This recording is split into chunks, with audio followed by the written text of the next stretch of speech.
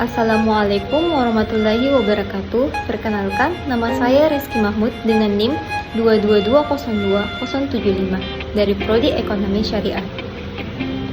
Pada kesempatan kali ini, saya akan memaparkan materi terkait tugas akhir dari mata kuliah Studi Kelayakan Bisnis.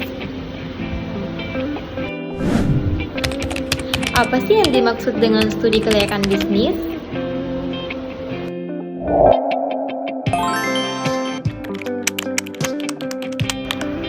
Fokus studi kelayakan bisnis merupakan identifikasi potensi masalah kritis seperti bagaimana dan di mana bisnis dijalankan.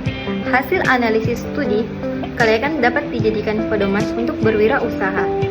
Dalam studi kelayakan bisnis, terdapat beberapa aspek penting yang menunjang keberhasilan bisnis tersebut, mulai dari aspek pasar, aspek pemasaran, aspek teknik produksi, aspek manajemen dan sumber daya manusia, hingga aspek ekonomi, sosial, dan politik.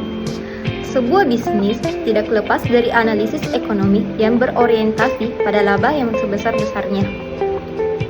Sebuah bisnis juga berkaitan dengan lingkungan sosial politik, dikarenakan bisnis tidak akan dapat berjalan dengan baik tanpa adanya dukungan sosial dari masyarakat dan politik pemerintah. Adapun poin utama dari beberapa aspek yaitu aspek ekonomi, aspek sosial, aspek politik, dan implikasi dalam studi kelayakan bisnis.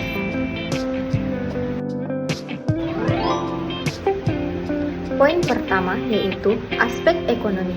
Dalam aspek ekonomi merupakan aspek geografi sosial yang berkaitan dengan hal-hal ekonomis yang membahas bagaimana perusahaan berkembang dan berimpak positif terhadap pendapatan yang diperoleh.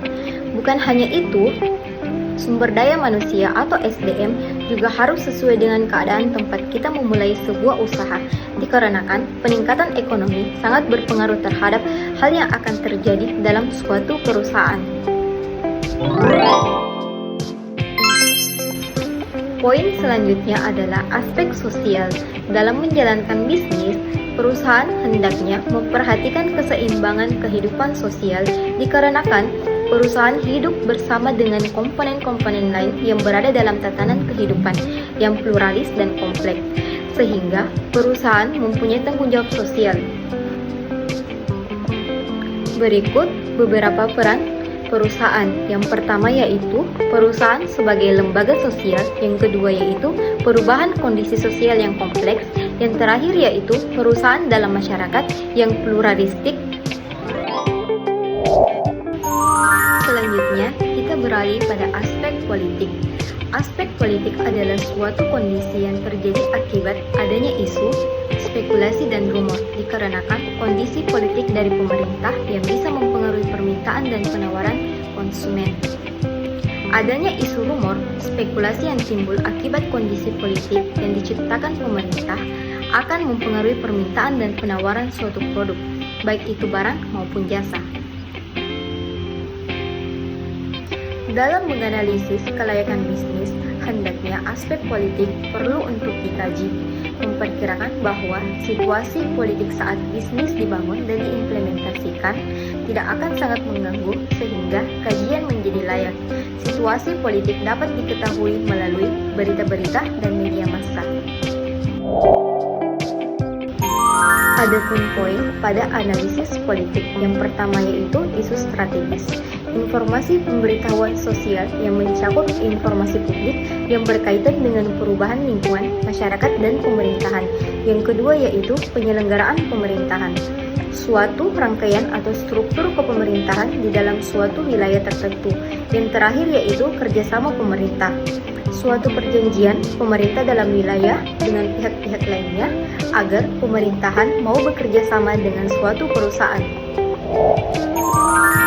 Selanjutnya yaitu poin terakhir, implikasi pada studi kelayakan bisnis. Yang pertama yaitu mampu menentukan produk atau jasa yang akan dijadikan benchmark bagi rancangan produk atau jasa yang akan dijual. Jika belum ada produk yang beredar di pasar, maka rancangan produk atau jasa dari studi ini akan menjadi pelopor di pasar. Yang kedua yaitu mampu menentukan jenis pasar yang akan dipilih. baik dari sisi produsen maupun dari sisi konsumen. Dengan penentuan ini, maka manajemen selanjutnya akan mempersiapkan strategis dan kebijakannya. Selanjutnya yaitu mampu melakukan analisis untuk dapat menentukan pergerakan permintaan konsumen akan produk yang akan dijual, serta pergerakan kemampuan para produsen dalam penawarannya di pasar, baik untuk masa sekarang maupun untuk masa depan.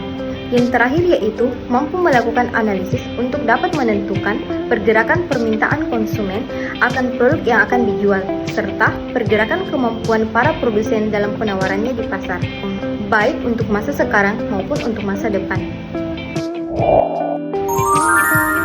Itulah tadi materi terkait dari tugas akhir studi kelayakan bisnis. Semoga apa yang saya sampaikan dapat bermanfaat.